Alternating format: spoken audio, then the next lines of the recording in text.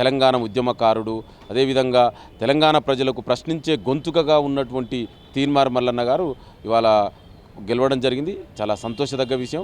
ఎందుకంటే ఇవాళ తెలంగాణలోని ఇవాళ ఉన్నటువంటి నిరుద్యోగులు గతంలో 10 సంవత్సరాలుగా కేసీఆర్ చేసినటువంటి మోసాలకు వ్యతిరేకంగా ఇవాళ తీర్పు రావడం జరిగింది.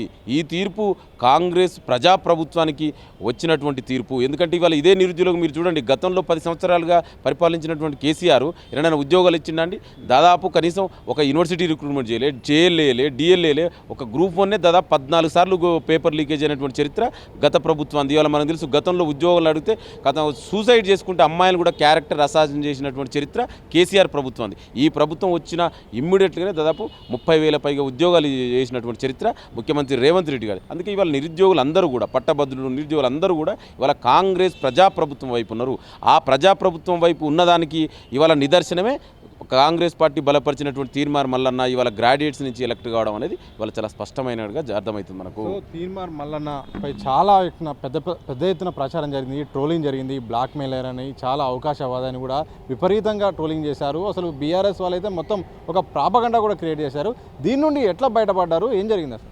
అదే చెప్తున్నాండి, ఇవాళ టీఆర్ఎస్ కేసీఆర్ నియంతృత్వాలకు వ్యతిరేకంగా ప్రశ్నించినటువంటి గొంతులలో తీన్మార్ మల్లన్న గొంతు చాలా అందరికీ తెలుసు, తెలంగాణ ప్రజలందరూ కూడా. అదేవిధంగా ఇవాళ నిరుద్యోగులకు అండగా ఉన్నటువంటి వ్యక్తి తీన్మార్ మల్లన్న. అంటే ఒక బడుగు బలహీన వర్గాలకు సంబంధించినటువంటి తీన్మార్ మల్లన్నని ఇవాళ ఒడగొట్టడం కోసం ఏ విధంగా బీజేపీ బీఆర్ఎస్ నాయకులు కలిసి పనిచేసారో ఇవాళ మన పార్లమెంట్ ఎలక్షన్లో అదే జరిగింది, గతంలో జరిగిన అసెంబ్లీ ఎలక్షన్లో జరిగింది, ఇవాళ మన గ్రాడ్యుయేట్ ఎమ్మెల్సీ ఎలక్షన్లో కూడా అదే జరిగింది. అంటే ఒక బడుగు బలహీన వర్గ వ్యక్తి, ఒక ప్రశ్నించే గొంతుగా ఉన్నటువంటి మల్లన్న గారిని ఎందుకు మీరు అంత మీరు సహించుకోలేకపోతున్నారు? అంటే ఒక వ్యక్తి బడుగు బలహీన వర్గాల వ్యక్తి ఒక చట్టసభల్లోకి ఎంట్రీ కావద్దా? ఇవాళ కేసీఆర్ ఇదేనా నీ విధానం? నువ్వు బీసీల గురించి మాట్లాడుతున్నావు, ఎస్సీల గురించి, మరి ఇదేనా ఒక బీసీ బిడ్డ ఒక చట్టసభల్లోకి ఎంట్రీ అయితే ఎందుకు ఈ విధంగా కుట్రలు చేసినావు? ఇవాళ ప్రజాస్వామికబద్ధంగా తెలంగాణలోని 3 జిల్లాల నల్గొండ, వరంగల్, ఖమ్మం పట్టభద్రులందరూ కూడా ఇవాళ మెజార్టీ ఇవాళ ఓట్లేసి ఇవాళ తీర్మానం మనల్ని గెలిపిస్తే దీని మీద కూడా అబ్బండాలు. ఇవాళ మీరు గతంలో చేసినటువంటి మీ ఎమ్మెల్సీగా చేసినటువంటి గతంలో 2 సార్లు గెలిచి పట్టభద్రుల నుంచి ఏం చేసినో మనందరికీ తెలుసు.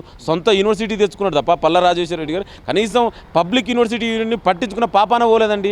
ఇవాళ వాళ్ళు మళ్ళీ బీఆర్ఎస్ నాయకులు ఇవ్వదంటే చూడు, ఆడలేక మధ్యలో చేయదన్నట్టు నువ్వు తెలంగాణలో ఇవాళ పట్టభద్రులు నీ వైపు లేరు, నిన్ను ఒడగొట్టిరు. ఇవాళ మొన్న ఇన్ని ఎలక్షన్లు ఒడగొట్టినా ఇంకా మారకుండా ఇట్లా వేగ్గా ప్రచారాలు చేస్తే మాత్రం తెలంగాణలో ఎవ్వరు కూడా మిమ్మల్ని నమ్మే పరిస్థితులు లేరు.